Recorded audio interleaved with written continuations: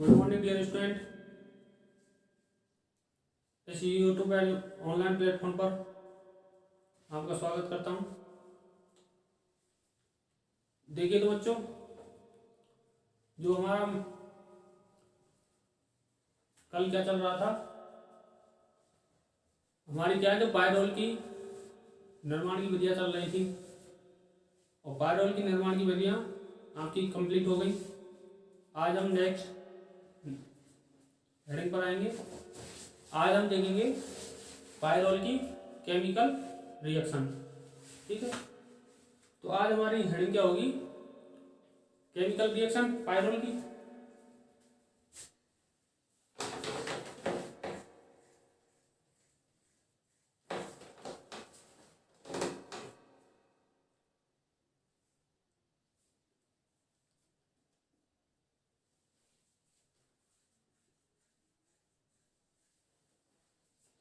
Heading क्या हो जाएगी हमारी?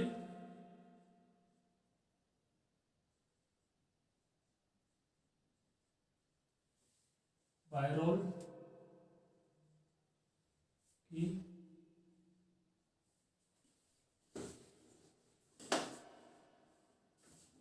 रासायनिक अभिक्रिया।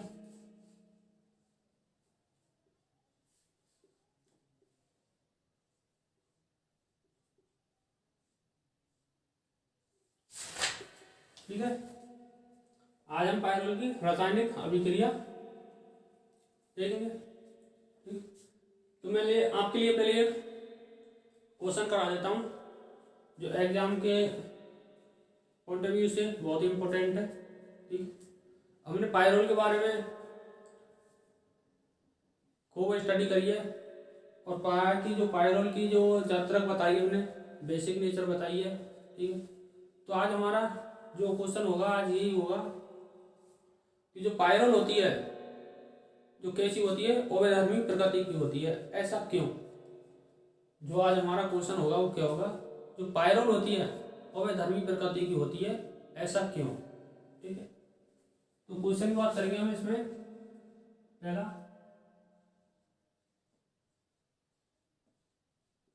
पायरोल एम्फोटेरिक, इंग्लिश वाले क्या बोलेंगे? एम्फोटेरिक। पायरोल एम्फोटेरिक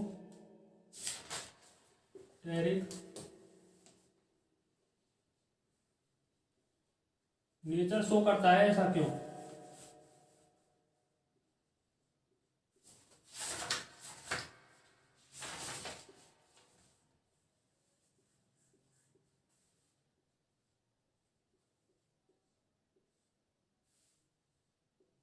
ठीक है, जो आज हमारा क्वेश्चन होगा क्या होगा? जो पायरोल होता है वो कैसा होता है? एम्फोटेरिक नेचर शो करता है, ऐसा क्यों? ठीक है,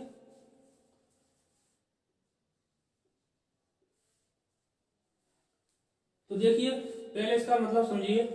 जो एम्फोटेरिक होता है, हिंदी वाले टावर क्या बोलते हैं इसे? अवैधर्मी। अवैधर्मी।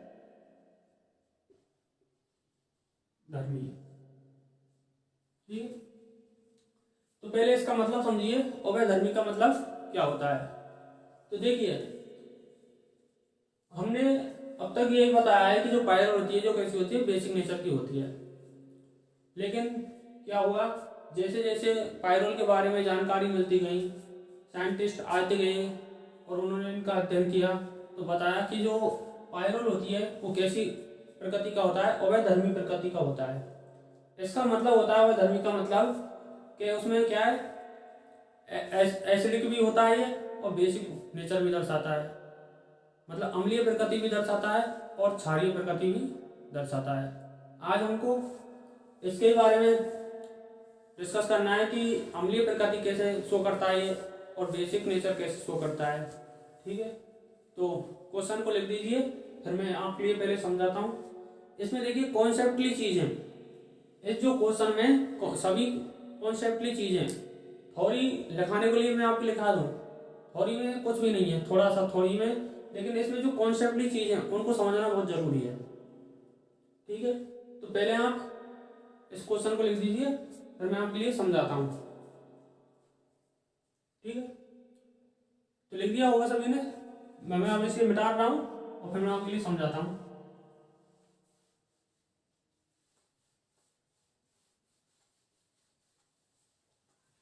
अब देखिए, तो अब देखते हैं हम पहले। देखिए मैं एम्परसेंड लिखता हूँ।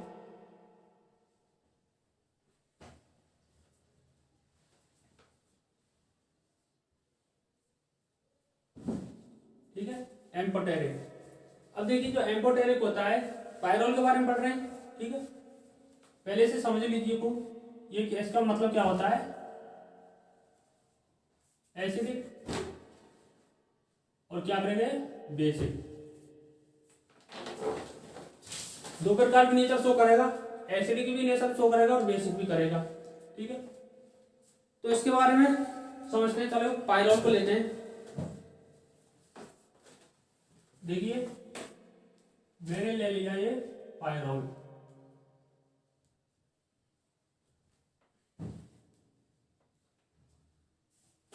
ठीक है, अब देखिए पहले बेसिक नेचर के बारे में समझते हैं, फिर उसके बाद एसिड के बाद में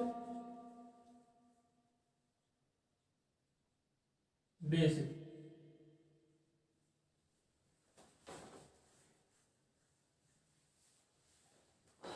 ठीक है, अब देखिए जो ये पायरोल होता है, जो पायरोल के बारे में जो इसका बेसिक नेचर का जो निर्धारण होता है वो किसके मान पर होता है, केबी के मान पर होता है। ठीक है, जो पायरोल का जो बेसिक नेचर का निर्धारण होता है वो किसके मान पर होता है, केबी के मान पर। इसका जो निर्धारण होगा वो किसके मान पर होगा, केबी के मान पर। ठीक है, अब देखिए आपको ये मालूम होगा केबी का मतलब क्या होता है, पहले ये मालूम होना चाहिए। तो देखिए के का मतलब होता है नियतांक और बी का मतलब होता है बेस। तो इसका मतलब क्या हो जाएगा, क्षारीय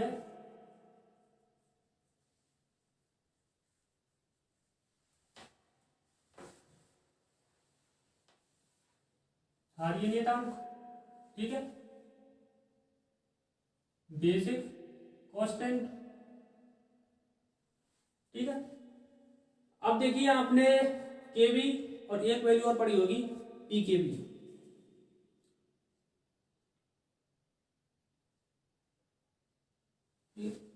और जो ये पीकेबी होती है इसका मतलब क्या होता है, नेगेटिव लॉग क्या बोल देंगे टू, क्या हो जाएगा, केबी। ठीक है, मतलब ऐसे बोल सकते हैं जो केबी का जो नेगेटिव लॉगरिथम होता है वो किसके होता है, पीकेबी वैल्यू के मान। उसे क्या बोलते हैं, पीकेबी वैल्यू। केबी का नेगेटिव लॉगरिथम पीकेबी वैल्यू कहलाती है। अब जो निकल के आता है पीकेबी वैल्यू, पीकेबी वैल्यू निकल के आएगी, क्या आएगी, लॉग 1/केबी। ऐसे बोल सकता हूं उसे।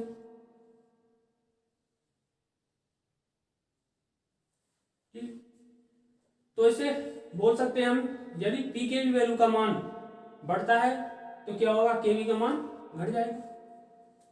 यदि मैं इसके मान को बढ़ा देता हूं पीकेबी वैल्यू के, तो ये केबी का मान घट जाएगा। क्यों, क्योंकि ये दोनों क्या होते हैं, एक दूसरे के व्युत्क्रमानुपाती होते हैं। अब चलिए अब क्या करते हैं, हम केबी का मान नोट करते हैं, मतलब केबी का मान ज्ञात करते हैं। तो क्या करेंगे, जो पायरोल है देखिए,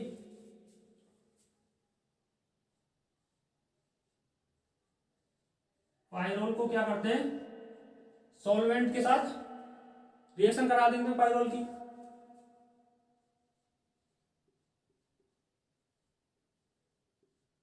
जैसे पायरोल की सॉल्वेंट के साथ रिएक्शन करेंगे, सॉल्वेंट का मतलब होता है विलायक।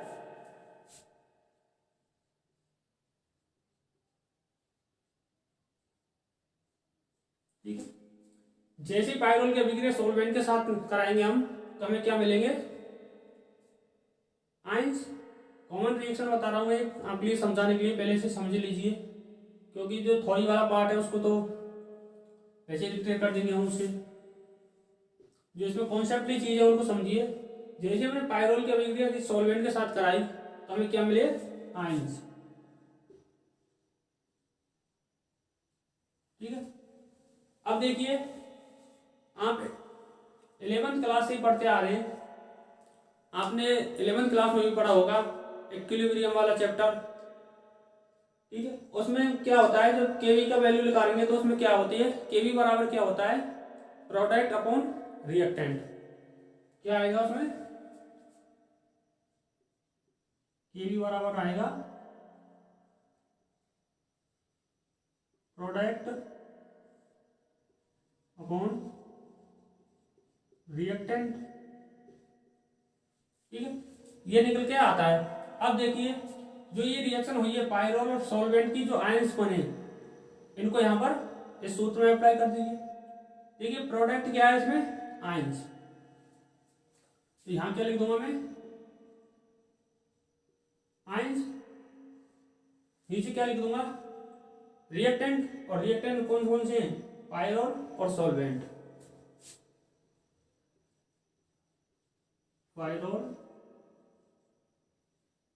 और क्या हो जाएगा, सॉल्वेंट। ठीक है।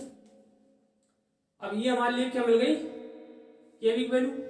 अब देखिए हम केवी ऐसे बोल सकते हैं, केवी किसके समानुपाती है, आयंस के, और किसके व्युत्क्रमानुपाती है, पायरोल प्लस सॉल्वेंट के। तो यहां बोल सकते हैं हम क्या बोलेंगे, केवी समानुपाती किसके, आयंस के।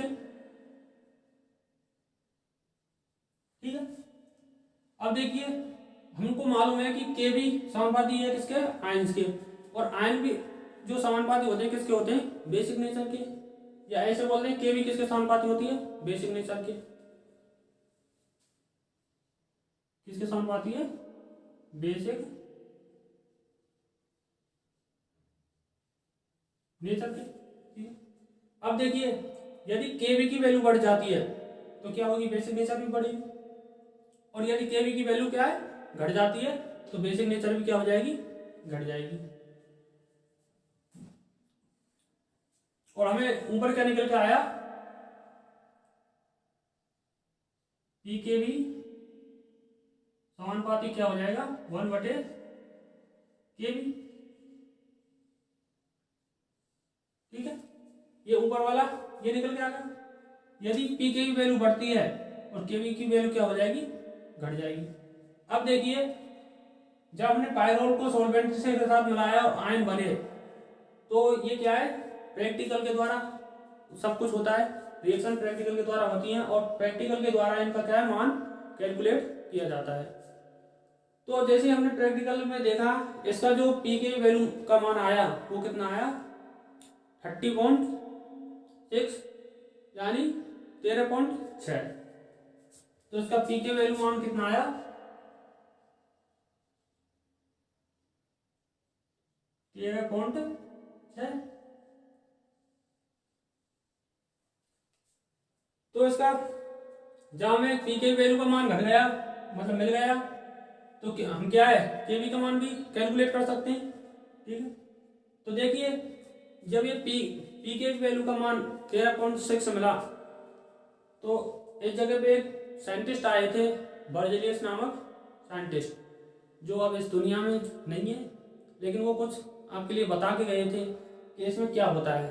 तो उनके जो कही हुई बातें उनको हम यहाँ पर अप्लाई करेंगे। तो देखिए बर्जेलियस नामक साइंटिस्ट ने क्या कहा, उन्होंने कहा कि किसी भी का मान, मतलब पी के भी वैल्यू का मान 10 हो, यानी कि एक तरीका का मीडियम बताया उन्होंने कि क्या होती है, 10 हो। मतलब यदि 10 से अधिक ऊपर जाएगा तो उसका क्या है, पी के वैल्यू का मान बढ़ेगा, और पी के वैल्यू का मान बढ़ेगा तो क्या होगी, केवी का मान क्या होगा, घट जाएगा। ठीक है।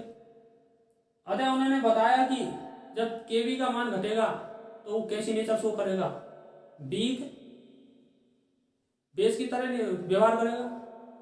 तो बर्जेलियस नामक साइंटिस्ट ने क्या कहा, यदि इनका मान 10 से अधिक आता है, पी के वैल्यू का मान क्या है 10 से अधिक आता है, तो इन्होंने कहा है जो के वी का मान है वो क्या है घट जाएगा। और जब के वी का मान घट गया तो क्या होगी बेसिक नेचर भी उसकी क्या हो जाएगी घट जाएगी। और जब बेसिक नेचर घट गई तो उसका जो वो निकल के आई, तो नेचर कैसी निकल के आई, बी बेस की तरह व्यवहार करेगा वो।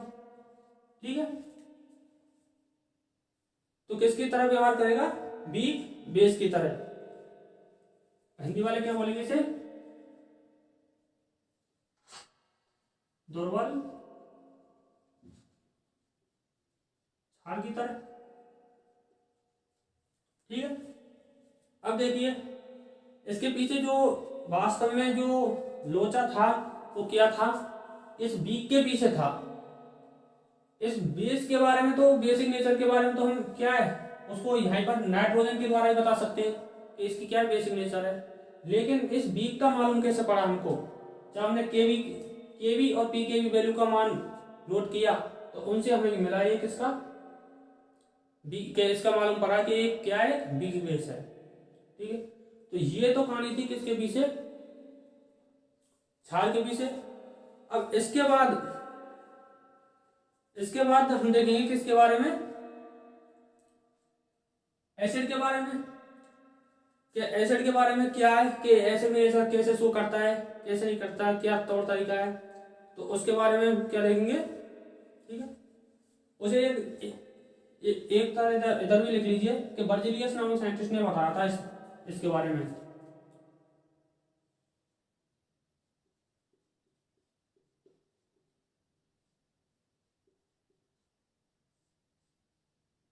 इसने बताया था इसके बारे में, यदि के 10 का मान बढ़ गया ज्यादा 10 से अधिक हो जाएगा तो केवी का मान क्या है घट जाएगा। अब देखिए ये तो क्या हुई बेस के बारे में। अब देखते हैं हम किसके बारे में, एसिड के बारे में। ठीक है, कि एसिडिक नेचर शो ये पायरोल कैसे शो करता है कैसे नहीं करता है उसके बारे में देखेंगे। अब देखिए पहले पायरोल लेता हूं मैं।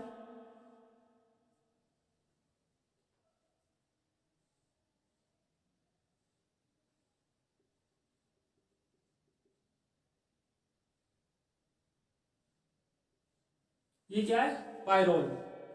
ठीक है, और पायरोल में क्या होते हैं लोन पेयर, नाइट्रोजन पे क्या पाए जाते हैं लोन पेयर, ये आपको मालूम ही है। अब देखिए अब जो ये पायरोल होती है और जो पायरोल पे जो नाइट्रोजन होते हैं, ऐसे कहते हैं जो नाइट्रोजन होते हैं ये क्या है अनुनाद में टेक पार्ट करते हैं। ये क्या करते हैं अनुनाद में टेक पार्ट करते हैं। अब जैसे ही लोन पेयर अनुनाद में टेक पार्ट करेंगे तो नाइट्रोजन पे क्या आएगा पॉजिटिव चार्ज। भाई जब ये नेगेटिव ये लोन पेयर यहाँ पे अपने इलेक्ट्रॉनों को देंगे तो यहाँ क्या आएगा डबल बॉन्ड और यहाँ पर क्या आ जाएगा नाइट्रोजन पर पॉजिटिव, क्योंकि कॉन्सेप्ट ये कहता है कि जो भी इलेक्ट्रॉन डोनेट करता है उस पर क्या आ जाता है पॉजिटिव चार्ज। जैसे इस पर पॉजिटिव चार्ज आएगा तो आपको मालूम है कि इस पर क्या हो जाएगी इलेक्ट्रॉन की डेफिशिएंसी हो जाएगी, मतलब इलेक्ट्रॉन न्यूनता हो जाएगी, इलेक्ट्रॉन की कमी हो जाएगी। अब जैसे इस पर इलेक्ट्रॉन की न्यूनता होगी तो ये क्या करेगा इलेक्ट्रॉन किसी से ग्रहण करेगा। अब जैसे ये इलेक्ट्रॉन ग्रहण करेगा देखिए अब ये क्या करेगा, मैं इधर लिख देता हूं, ये क्या है जो लोन पेयर होता है जो रेजोनेंस में टेक पार्ट करता है।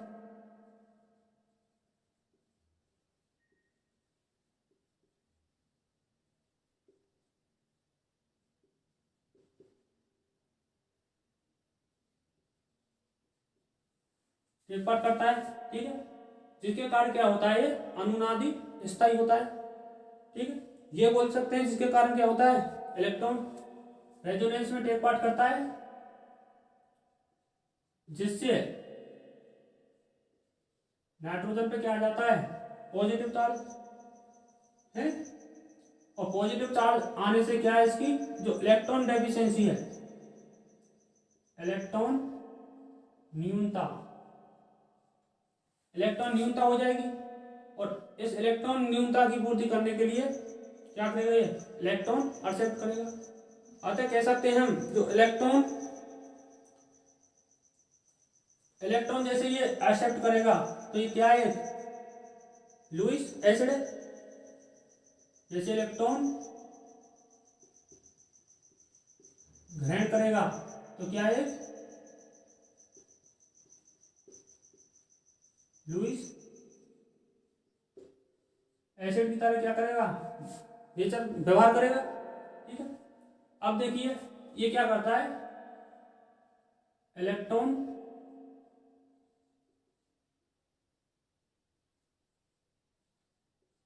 क्या करता है, इलेक्ट्रॉन एक्सेप्ट करता है। अब देखिए जैसे ये इलेक्ट्रॉन एक्सेप्ट करेगा तो एक साइंटिस्ट आए थे यहाँ पर, लुईस नामक साइंटिस्ट। इन लुईस नामक साइंटिस्ट ने क्या बताया, इन्होंने बताया कि जो भी इलेक्ट्रॉन ग्रहण करते हैं, इन्होंने जब अम्ल और क्षार की आपने 11th 12th क्लास में भी पढ़ी है और बीएससी फर्स्ट ईयर या सेकेंड ईयर में भी आपने पढ़ा होगा ये, कि जब भी कोई क्या है इलेक्ट्रॉन ग्रहण करता है तो वो क्या कहलाता है, लुईस अम्ल कहलाता है, या उसे कह सकते हैं क्या कहलाता है, वो अम्ल कहलाता है। ठीक है, तो जैसे ही इसने क्या इलेक्ट्रॉन ग्रहण की है तो क्या है, लुईस अम्ल। अब देखिए इसका तो हमको मालूम पड़ गया कि ये क्या है, एक एसिड है। ठीक है, लेकिन इसके पीछे क्या लॉज है जो उसके बारे में समझेंगे। एसिड का तो मालूम पड़ गया, लेकिन एसिड भी दो टाइप के होते हैं, एक तो स्ट्रॉन्ग एसिड होता है और एक कैसा होता है, वीक एसिड। तो हम क्या देखेंगे कि स्ट्रॉन्ग एसिड है या वीक एसिड है। जैसे हमको यहाँ पर मिला कि ये कैसा है, वीक बेस है, तो ऐसे हमको इसको यहाँ पर देखना है कि क्या है, स्ट्रॉन्ग है या वीक है। ठीक है, तो इसके बारे में क्या हुआ, जैसे इसको हम इसके बारे में करते हैं तो पायरोल की अभिक्रिया कराएंगे पहले किसके साथ, KOH के साथ। देखिए ऐसे एसिड के बारे में चल रहा है, मैं यहां पर एक लाइन काट देता हूं जिससे आपको मालूम रहे। ये तो क्या होगा इधर का बेस के बारे में। अब देखिए जैसे हम पायरोल की अभिक्रिया,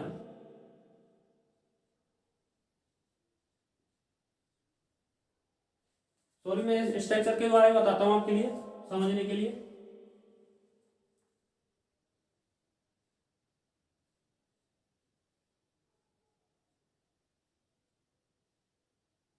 ये क्या है, पायरोल, और पायरोल की अभिक्रिया करा दी हमने किसके साथ, KOH के साथ। इसकी अभिक्रिया करा दी है KOH के साथ। इसका नाम क्या है, पोटेशियम हाइड्रोक्साइड। ठीक है, अब जैसे इसके साथ अभिक्रिया कराई, और आप जानते हैं कि जो KOH है ये दो पार्ट में टूटता है, K plus ion plus OH minus. देखिए अब OH क्या है, बेस है। अब बेस का काम क्या होता है, H प्लस आयन को अट्रैक्ट करना, तो ये क्या है, बेस। और बेस, और बेस का काम क्या होता है, H प्लस आयन को अट्रैक्ट करना। ठीक है, तो देखिए ये क्या करेगा, ये OH क्या करेगा, इस H पर अटैक करेगा। यहां से क्या निकलेगा, H, जैसे यहां से H निकलेगा और OH मिलकर क्या बना लेंगे, जल कणु H2। यहां से बाहर क्या निकल जाएगा, H2O। जैसे यहाँ H2O निकला तो देखिए जो इस हाइड्रोजन के इलेक्ट्रॉन थे वो क्या करेंगे, इस नाइट्रोजन पे क्या बना लेंगे, नेगेटिव चार्ज। आगे क्या मिल जाएगा हमारे लिए, देखिए थे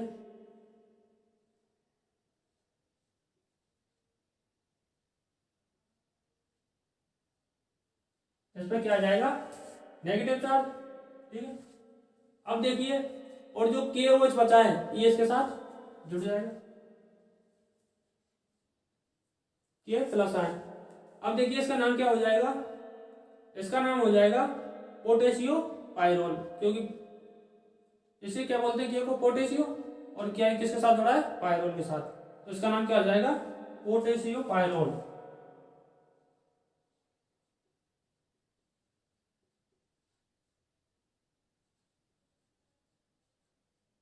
पोटेशियोपायरोल।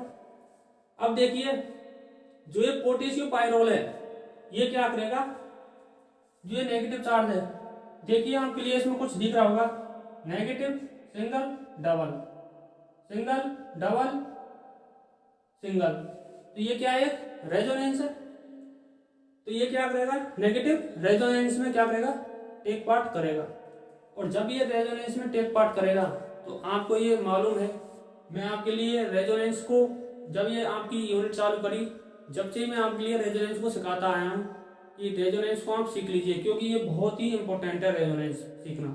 ठीक है, तो जैसे ये रेजोनेंस में टेक पार्ट करेगा तो क्या है, रेजोनेंस स्ट्रक्चर प्राप्त होंगी, और जैसे जैसे रेजोनेंस स्ट्रक्चर प्राप्त होंगी तो वो मॉलिक्यूल क्या करेगा, या मॉलिक्यूल कह लीजिए या कंपाउंड कह लीजिए, वो क्या करेगा, स्टेबल फॉर्म में आएगा। जैसे जैसे उसकी क्या मिलेंगे हमें, रेजोनेटिव स्ट्रक्चर, तो वो क्या है, स्थायी अणु का निर्माण हो जाएगा। और जब स्थायी अणु का निर्माण हो जाएगा तो क्या करेगा वो, बताइए क्या करेगा, जैसे वो स्थायी बनेगा तो वो क्या करेगा, केवी की वैल्यू को, केवी की वैल्यू को क्या करेगा वो बताइए मुझे,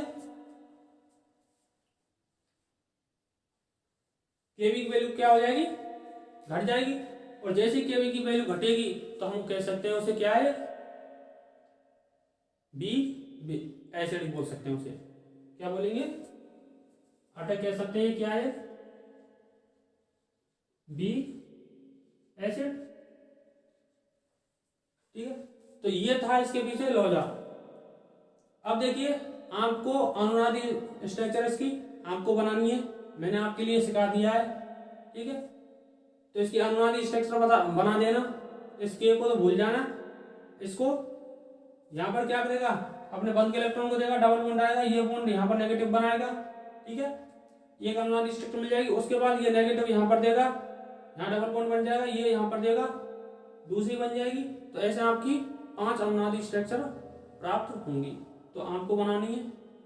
ठीक है, अब देखिए इसमें कोई लड़का के मन में आ रहा होगा, एक क्वेश्चन उठ रहा होगा कि सर जो लोन पेयर होते हैं, नाइट्रोजन पर जो लोन पेयर होते हैं वो भी क्या है, अनुनाद में टेक पार्ट कर सकते हैं, ये नेगेटिव चार्ज क्यों कर रहा है। भाई क्वेश्चन यहाँ पर बनता है कि जो नेगेटिव चार्ज है ये अनुनाद में टेक पार्ट क्यों कर रहा है, जबकि इस पर पहले से भी क्या लोन पेयर प्रेजेंट है।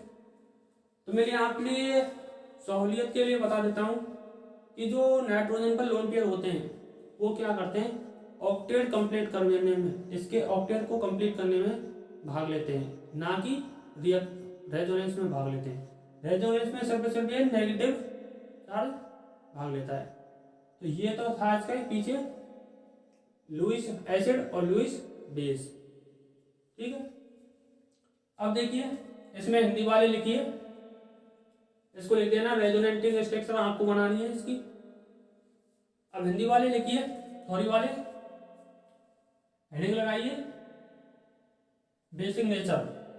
पहले तो एक लाइन ऊपर लिख दीजिए। इस चीज को तो हम कह सकते हैं कि क्या है, जो पायरोल होता है वो कैसा होता है, वीक बेस और वीक एसिड होता है, प्रकृति का होता है। तो ऊपर एक लाइन तो लिख दीजिए आप, पायरोल दुर्बल अम्लीय में दुर्बल क्षारीय प्रकृति का दर्शाता है। क्या कहेंगे, जो पायरोल होता है वो अम्लीय मतलब दुर्बल अम्लीय और दुर्बल क्षारीय प्रकृति दर्शाता है। ठीक है, अब नीचे हेडिंग डालकर बेसिक नेचर के बारे में लिखिए, बेसिक नेचर लिख दीजिए और बेसिक नेचर के बारे में लिखिए कि पायरोल की अभिक्रिया, ऐसे बोल दीजिए, पायरोल की जो क्षारीय प्रकृति का निर्धारण कौन करता है, केवी वैल्यू।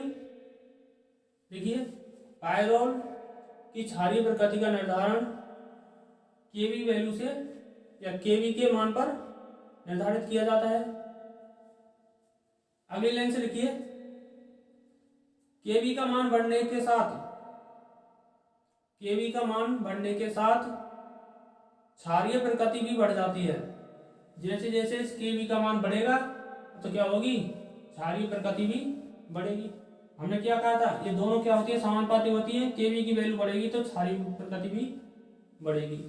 ठीक है, अगली लाइन से लिखिए, प्रयोगों से पाया कि, क्योंकि प्रैक्टिकल के द्वारा पाया हमने, प्रयोगों से पाया कि,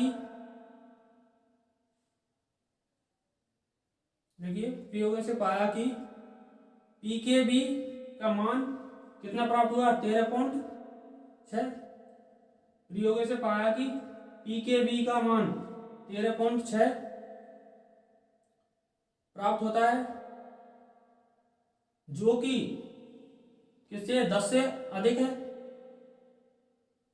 क्या लिखेंगे, जो कि क्या है, 10 से अधिक है। ठीक है, इसी कारण पायरोल क्या होता है, दुर्बल क्षारीय प्रकृति शो करता है। ठीक है, तो ये तो हो गया आपका किसके बारे में, बेस के बारे में। अब नीचे लिखिए उस पर एसिड, और एसिड के बारे में लिखिए, लिखिए एसिड के बारे में, पायरोल की दुर्बल अम्लीय प्रकृति, पायरोल की दुर्बल अम्लीय प्रकृति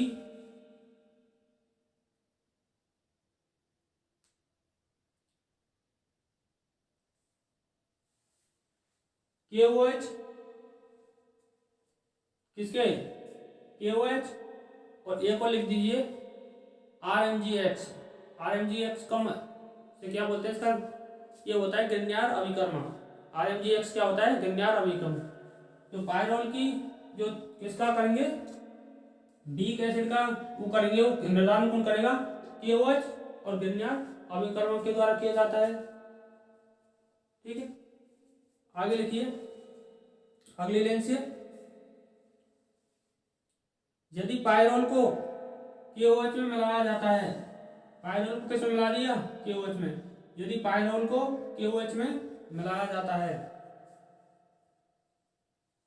तो क्या प्राप्त होता है हमें, पोटेशियो पायरोल। क्या मिलता है हमें, पोटेशियो पायरोल। अगली लाइन से लिखिए, अब अगली लाइन से लिखिए, पोटेशियो पायरोल है जो क्या है, अनुनादी स्थायी है, क्योंकि अनुनाद में भाग ले रहा है तो क्या है, एक स्थायी अणु का निर्माण करेगा। तो क्या लिख देंगे, पोटेशियो पायरोल अनुनादी स्थायी है। ठीक है, आगे लिखिए अगली लाइन से, पायरोल में अनुनाद के दौरान, पायरोल में जब हमने अनुनाद कराया, पायरोल में अनुनाद के दौरान क्या होगा, जो रेजोनेंस में क्या टेक पार्ट करेगा, जिससे इलेक्ट्रॉनिक डेप्थ चेंज कम होगी। तो लिखिए, पायरोल में अनुनाद के दौरान इलेक्ट्रॉन न्यूनता उत्पन्न होती है। इलेक्ट्रॉन डेफिशिएंसी क्या है, इलेक्ट्रॉन न्यूनता उत्पन्न होती है। आगे लिखिए, इलेक्ट्रॉन न्यूनता के कारण क्षारीय माध्यम में, इस इलेक्ट्रॉन न्यूनता के कारण क्षारीय माध्यम में क्या करता है, इलेक्ट्रॉन ग्रहण करता है। ठीक है, परंतु देखिए, परंतु जो ग्रहण किए इलेक्ट्रॉन, परंतु ग्रहण किए गए इलेक्ट्रॉन अनुनाद में क्या करते हैं, टेक पार्ट करते हैं। क्या इसने इलेक्ट्रॉन क्या किए, ग्रहण किए, उन्होंने क्या किया, अनुनाद में टेक पार्ट किया। ठीक है, अनुनाद में टेक पार्ट करते हैं। इसी कारण अम्लीय, इसी कारण पायरोल अम्लीय मतलब दुर्बल अम्लीय प्रकृति दर्शाता है। तो ये तो थी आपके लिए इस पायरोल की एम्फोटेरिक जो नेचर थी उसके बारे में। आशा करता हूं कि आप सभी को अच्छी तरीका समझ में आई होगी। यदि किसी को किसी प्रकार का डाउट है तो अभी पूछ सकता है। ठीक है, इसमें कॉन्सेप्टली चीज़ें, इन कॉन्सेप्टली चीज़ों को समझना बहुत ही ज़रूरी है। ठीक है, अब ये थ्योरी वाला पार्ट है, इसको तो रटने से देखो, आप 15वीं क्लास में पहुंच गए हो, रटने से काम नहीं चलेगा।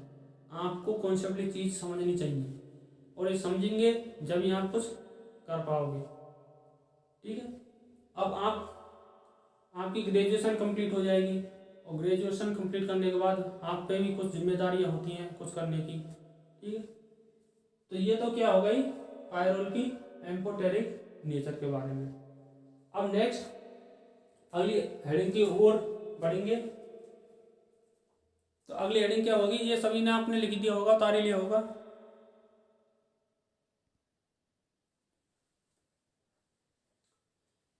चलिए, आपने ये सभी ने उतार दिया होगा, वैसे उतारे तो आप उतार सकते हो, स्क्रीनशॉट ले लीजिए बहुत तो। ठीक है। अगली नेक्स्ट हेडिंग की ओर चलते हैं।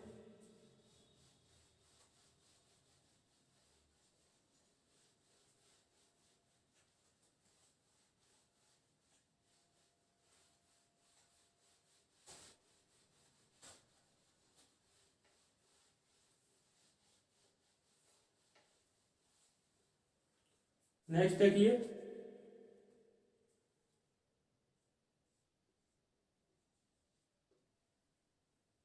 यदि पायरोल की अभिक्रिया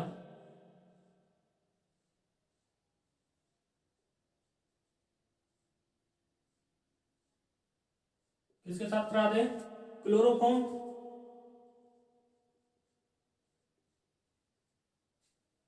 और किसकी उपस्थिति में कराएंगे, सोडियम एथोक्साइड।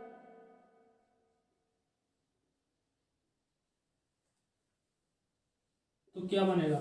ठीक है। तो इसके बारे में बताना है हमको। देखिए यहाँ पर प्रश्न कैसे बनता है, पहले प्रश्न को समझिए। क्या होता है जब, क्या बोलेंगे, क्या होता है जब पायरोल की अभिक्रिया सोडियम एथोक्साइड की उपस्थिति में किसके साथ कराई जाती है, क्लोरोफॉर्म के साथ कराई जाती है, तो क्या बनेगा। ठीक है। उसके बारे में हमको डिस्कस करना है। तो देखिए, इनका नाम लिख दीजिए, लिखे तो इसका नाम है सोडियम एथोक्साइड,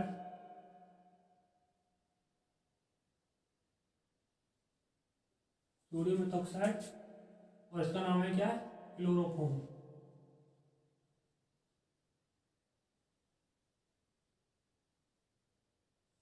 और ये क्या है, पायरोल।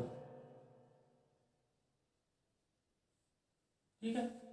अब देखिए, आपने क्लोरोफॉर्म के बारे में सुना होगा, पढ़ा भी होगा। आप जब 11th या 12th क्लास में होंगे, जब भी ये क्लोरोफॉर्म आती थी, क्लोरोफॉर्म की निर्माण विधियां भी आती थी उसमें।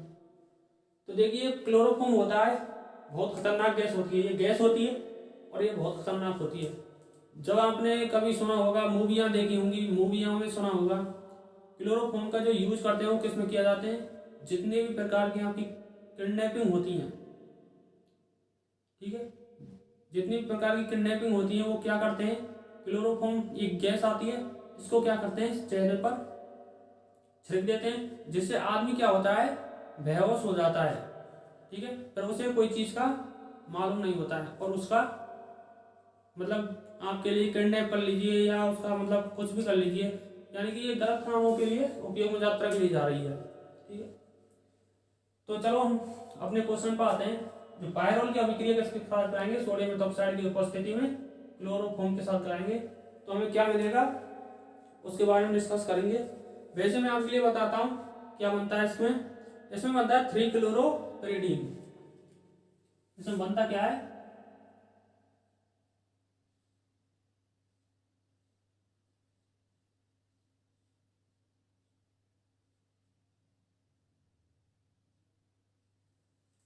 इसमें बनेगा 3 क्लोरोपेरिडीन।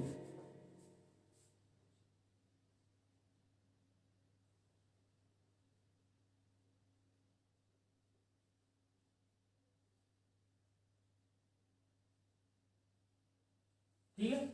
इसमें क्या बनता है, 3 क्लोरोपेरिडीन।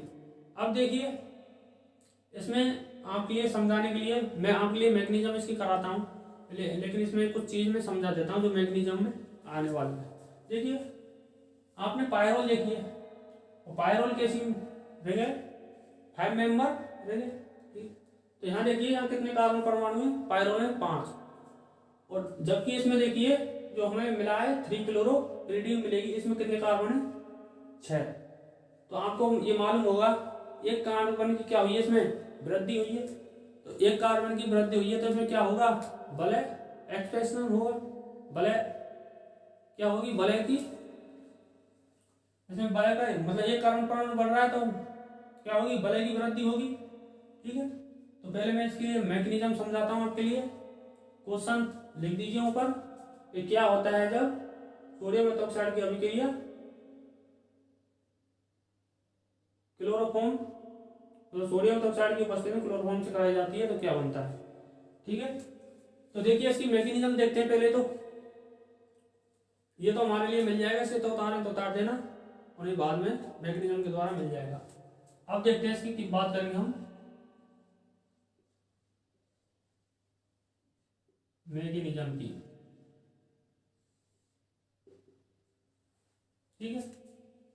तो देखिए सबसे पहले काम क्या है हमारा, जो सोडियम मेथॉक्साइड है, सोडियम मेथॉक्साइड को लेंगे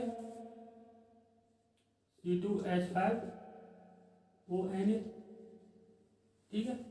और आपको ये बताइए कितने पार्ट में टूटेगा, क्योंकि जो हमारी फर्स्ट यूनिट थी इनोलेट वाली उसमें इसका बहुत उपयोग हुआ था, सभी रिएक्शनों में इसका क्या है, ये कंपलसरी हो गया था।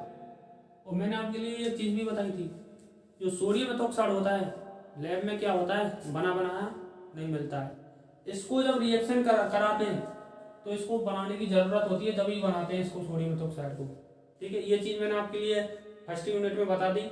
आपने पहले वाली वीडियो नहीं देखी हो इनोलेट वाली तो उनको पहले देखिए, क्योंकि पहले क्या है इसमें एक सीक्वेंस है, पहले जो इनोलेट वाली जो यूनिट है वो इससे जुड़ी हुई है, ठीक है। तो पहले उसको समझ लिए, जब आप स्टेप बाय स्टेप चलेंगे तो क्या होता है आपकी अच्छी समझ में आएगी, ठीक है। तो चलिए ये कितने पार्ट में टूटेगा, 2 पार्ट में, C2H5O negative plus Na positive, ठीक है। अब देखिए जो C2H5O नेगेटिव है ये क्या है, बेस है, ये क्या है, बेस। और बेस का काम क्या होता है, H+ आयन को अट्रैक्ट करना,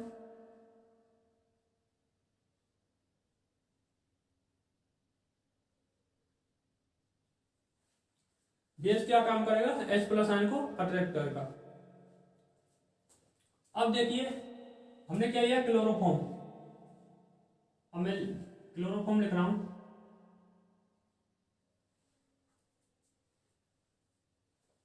CCl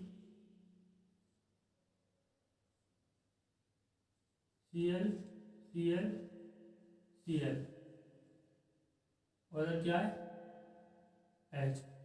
जैसे इसकी अभिक्रिया कराई किसके साथ, इस बेस के साथ C2H5O नेगेटिव, तो ये बेस क्या करेगा, इस H+ आयन को अटैक करेगा, और यहां से क्या निकलेगा, H+। ये अपने इलेक्ट्रॉन को कहां देगा, इस कार्बन को, जैसे इस कार्बन को देखो यहां से क्या निकल जाएगी, CO2 sorry Cl gas, Cl बाहर निकल जाएगी। तो आगे देखिए इसे क्या बन जाएगा, C2H5O, H को ग्रहण कर लेगा ये, तो क्या निकल जाएगा, C2H5OH, और क्या निकल जाएगी, Cl। अब देखिए ये क्या करेगा, इसके साथ रिएक्शन कर जाएगा, जैसे ही इसके साथ रिएक्शन करेगा Cl, तो देखिए क्या मिल जाएगा, इधर तो क्या निकल जाएगी HCl, और इधर क्या बन जाएगा C2H5O नेगेटिव। अब इस नेगेटिव को क्या है, वही H+ आयन चाहिए, ये अभिक्रिया दोबारा किसके साथ कर जाएगा, इस सोडियम के साथ, और जैसे इसके साथ अभिक्रिया करेगा Na+, तो हमें क्या मिल जाएगा दोबारा से C2H5ONA। अब इससे देखो क्या स्पष्ट होता है, कि जो हमें रिएजेंट काम में लिया है, जो भी हमने रिएजेंट रिएक्शन में काम में लिया है, वो क्या करता है, उसका काम क्या है, वो अभिक्रिया को ओनली क्या कर रहा है, कराने के काम आ रहा है, अभिक्रिया को कराने में उपयोग हो रहा है। ठीक है, रिएक्शन में टेक पार्ट नहीं कर रहा है वो, ठीक है, उसको फोर्स कर रहा है अभिक्रिया होने के लिए बस, फिर उसका काम होने पर क्या है, वो बाहर निकल जाता है। ठीक है, तो इधर हमें क्या मिल जाएगा, देखिए Cl कार्बन Cl, इधर क्या आ गया इस पर H, सॉरी H तो नहीं आएगा, लॉन पेयर। ठीक है, आपको ये मिल जाएगा। अब देखिए 1 सिग्मा और 2 सिग्मा और लॉन पेयर, जब कभी 2 सिग्मा और 1 लॉन पेयर आ जाए तो वो क्या है, कार्बीन है। ठीक है, इसका नाम क्या हो जाएगा, कार्बीन। ठीक है, और आपको ये मालूम होगा कि कार्बीन कैसा होता है, एक इलेक्ट्रोफाइल होता है। आप कभी भी कार्बीन को ये मत समझ लेना कि कार्बन पे क्या है, लोन पेयर प्रेजेंट है, आप ये मत समझना जिस पे लोन पेयर प्रेजेंट होते हैं वो क्या होता है, न्यूक्लियोफाइल। लेकिन जो कार्बन होता है वो क्या होता है, इलेक्ट्रोफाइल। इसके डी ऑर्बिटल क्या होते हैं, ये क्या है, इलेक्ट्रोफाइल। ठीक है, अब देखिए, अब जो हमारे लिए जो इलेक्ट्रोफाइल मिला है, अब इलेक्ट्रोफाइल का काम क्या है, न्यूक्लियोफाइल पर, जो न्यूक्लियोफाइल है उसके साथ रिएक्शन करेगा। ठीक है, तो अब देखिए आगे काम क्या होगा, आगे क्या करते हैं हम, पायरोल लेते हैं।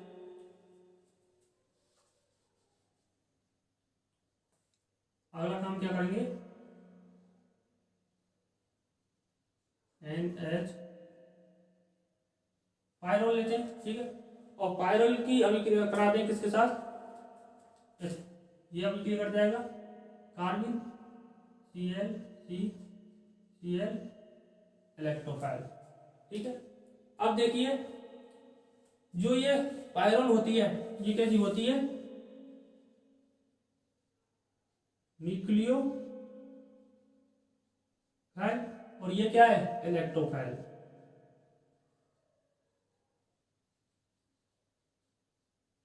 ठीक है, अब देखिए ये क्या करेगी, यहां पर क्या डबल बॉन्ड, और ये क्या है, न्यूक्लियोफाइल है तो इस पर क्या चार्ज प्रेजेंट करेगी, तो देखिए ये 1 के इलेक्ट्रॉन खींचेगा, इस पर क्या आ जाएगा, नेगेटिव, और इस पर क्या आ जाएगा, आंशिक पॉजिटिव। अब देखिए अगला काम क्या होगा, अब जो ये लोन पेयर है ये क्या करेंगे, किसको देंगे, लोन पेयर किसको देगा, ये इस पॉजिटिव को। जैसे ही ये लोन पेयर अपनी इस पॉजिटिव को देगा तो क्या करेगा, ये कार्बन और ये कार्बन क्या करेगा, बॉन्ड बना लेगा। अब जैसे ही ये लोन पेयर देगा तो इस पर क्या आ जाएगा, कार्बन पर पॉजिटिव चार्ज। मैं इसी स्टेप में कर रहा हूं, अलग से स्टेप नहीं लिखूंगा। ठीक है, इस पर क्या आ जाएगा, पॉजिटिव चार्ज। क्यों आएगा, क्योंकि कॉन्सेप्ट ये कहता है कि जो भी इलेक्ट्रॉन देता है उसको क्या आता है, पॉजिटिव चार्ज। अब ये पॉजिटिव आ गया और इस पर अटैक कर जाएगा कौन, ये, जैसे इसके साथ क्या बना लेगा, ये कार्बन और ये कार्बन दोनों बॉन्ड बना लेंगे। देखिए आपके लिए कैसी स्ट्रक्चर दिखेगी।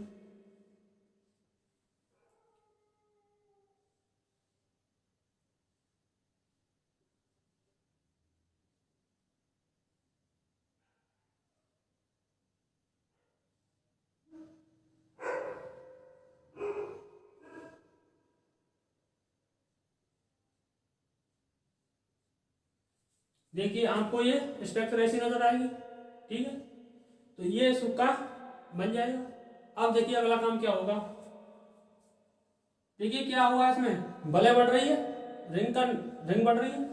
अब देखिए यदि इस बंद के इलेक्ट्रॉन को यहां दे दें, देखिए मैं अलग पेन से शो कर रहा हूं, इस बंद के इलेक्ट्रॉन को यहां दे दें, जैसे यहाँ क्या होगा, डबल बॉन्ड आएगा, और यहां जैसे डबल बॉन्ड आएगा तो कार्बन की वैलेंसी हो जाएगी कितनी, 5।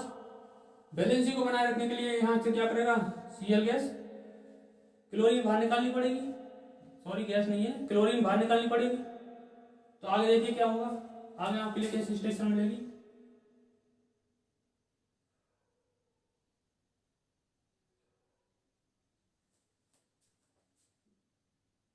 यहाँ पर क्या आ गया, डबल बॉन्ड, ठीक है। यहाँ पर क्या है, कार्बन,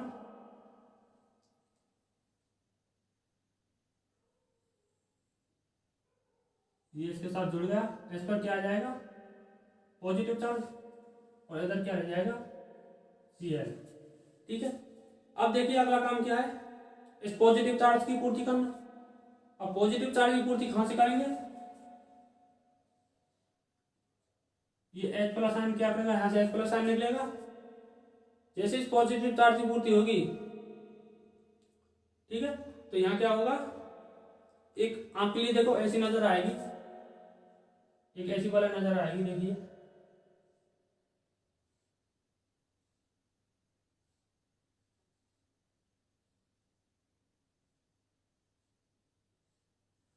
देखिए, और 3 नंबर पर क्या है, क्लोरीन, ठीक है।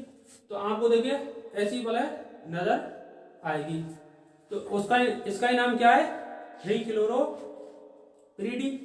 भाई मैंने आपके लिए जब बताया था पिरीडीन क्या है, 6 मेंबर है, ठीक है। तो इसमें क्या हुआ, एक कार्बन की वृद्धि हुई, तो एक कार्बन की वृद्धि हुई तो इसमें क्या है, वलय अवशेष हुआ, मतलब वलय में वृद्धि हुई, ठीक है। तो वलय का विस्तार हो गया, एक्सपेंशन हो गया इसमें,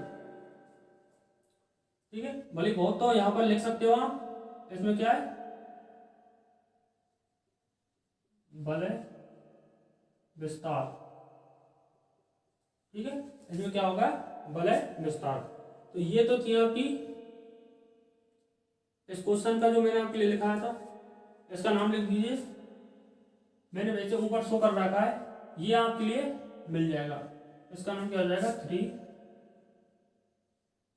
क्लोरोपिरीडीन,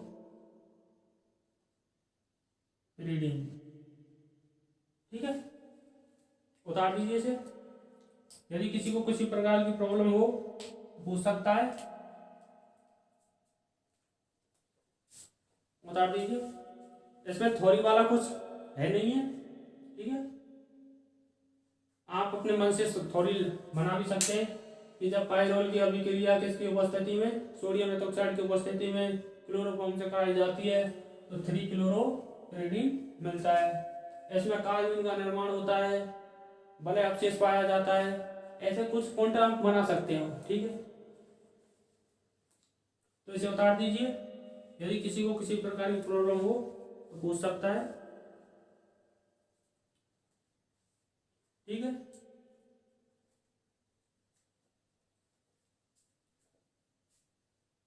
और आप अपने दोस्तों के लिए भी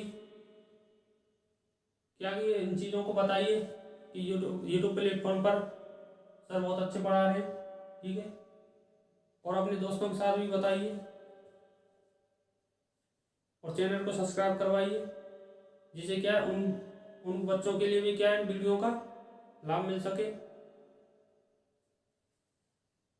आप इतना तो कर भी सकते हो, हम आपके लिए इतना समय निकाल रहे हैं, ठीक है। जब हम इतना समय निकाल रहे हैं तो आपका भी फर्ज बनता है कि हमारी कही हुई बातों को अपने दोस्तों के साथ बताएं, उनके चैनल को सब्सक्राइब करवाएं, वीडियो को लाइक करें, कमेंट करें। यदि किसी प्रकार की प्रॉब्लम हो तो व्हाट्सएप के थ्रू आप अपनी प्रॉब्लम को हम तक पहुंचा सकते हैं। और वीडियो को लगातार देखें सभी को, जब ये आपके लिए बीच में से देखोगे तो कुछ समझ में नहीं आएगा। तो बस आज के लिए इतना ही, नेक्स्ट कल देखते हैं, कल अपनी नेक्स्ट हेडिंग से चालू करेंगे, ठीक है। चलो तो okay, goodbye, good dream.